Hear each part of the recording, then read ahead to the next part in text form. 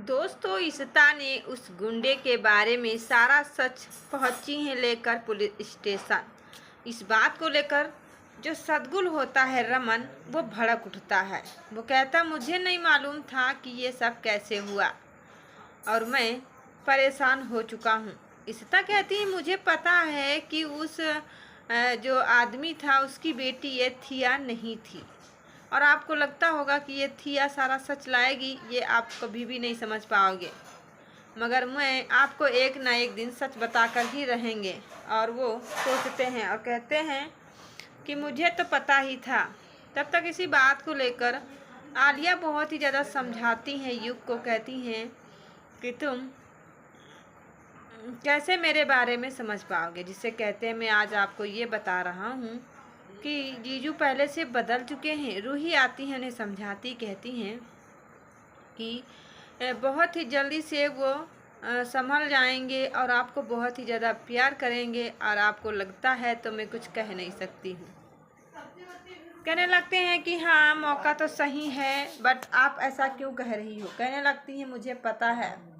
रूही आलिया को बहुत ही ज़्यादा समझाती हैं और कहती हैं कि तुम समझ जाओ कि मैं कहने वाली क्या थी, क्या कह रही हूँ।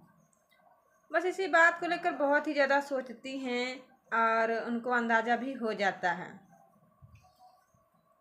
तब तक आलिया को शक हो जाता है और बहुत ही युग से बातें करती, कहती हैं कि तुम मेरी बात नहीं समझ रही हो तो मैं क्या ही आपको बताऊं।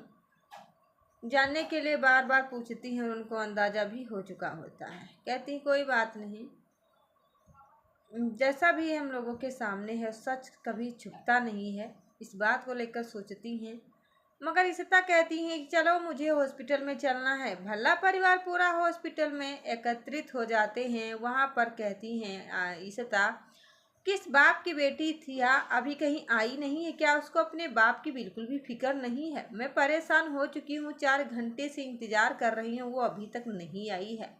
मैं क्या करूँ, मुझे बहुत ही भूख लगी है। तब तक कहती हैं आलिया और रूही कि माँ, मैं घर जा रही हूँ और वहाँ पर मैं खाना बनाऊँगी और आपको भिजवा दूँगी। आप यहाँ पर तब तक देखिएगा। जिसे कहती, हाँ ये बात तो सच है।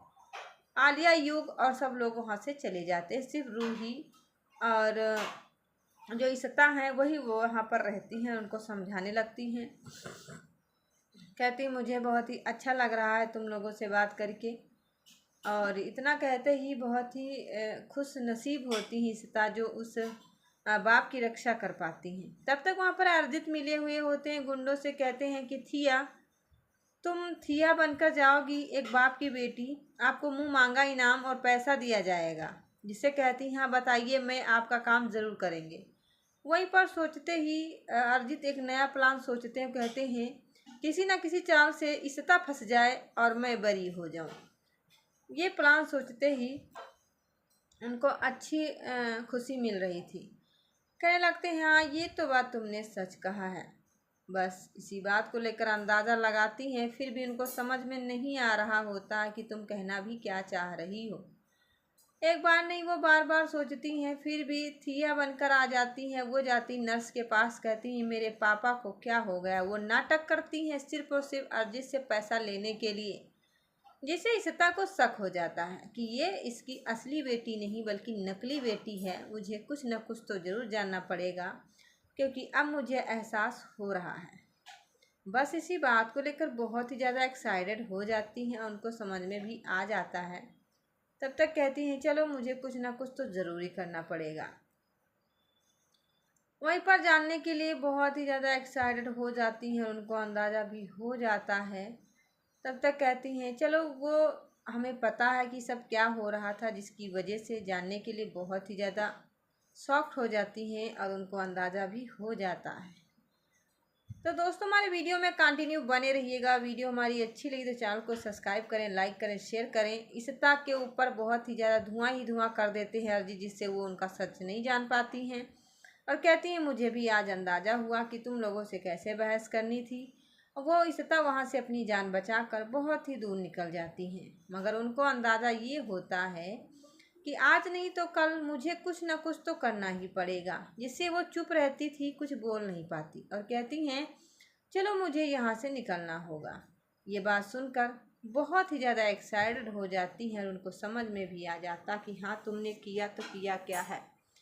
मगर वो कहती हैं रुक जाइए, ये कागज़ का जो सारा डेकोरेशन है और ये कराने के बाद ये कागज़ का सारा डिटेल निकलवाएंगे, क्योंकि नर्स है फिर भी ये ऊंची सैंडल पहनी है, उसको तो स्लिम पहननी चाहिए क्योंकि नर्स का इतना काम रहता है इधर उधर दौड़ने का, और फिर ये ऊंची सैंडल पहनकर कैसे काम कर पाएगी।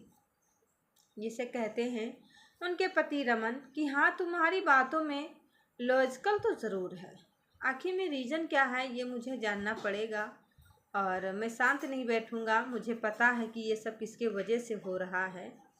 ये बात सुनकर वहीं पर रिश्ता जाती हैं सच जानने के लिए, मगर उन्हें बहुत ही ज़्यादा सबक सिखाया जाता है जिससे उनको धुआं ही धुआं लग जाता है, जिससे उनको चक्कर आ जाता है, वो ज़मीन पर गिर जाती हैं, उनको होश नहीं आता है और कहती है अब मैं क्या ही करूं। तो दोस्तों आपको क्या लगता है, क्या सच में पर्दाफाश होने वाला है उस निताशा और अर्जित का? तो राय मुझे ओपिन कमेंट सेक्शन में ज़रूर बताइएगा। मगर उससे पहले चैनल पर पहली बार आए तो चैनल को फटाफट सब्सक्राइब करके बेल की घंटी जरूर दबा लीजिएगा ताकि जो भी मैं वीडियो बनाऊँ उसकी नोटिफिकेशन आप तक सबसे पहले आए। तो मैं मिलती हूँ नई वीडियो के साथ, तब के लिए दोस्तों धन्यवाद, bye bye, tata and take care.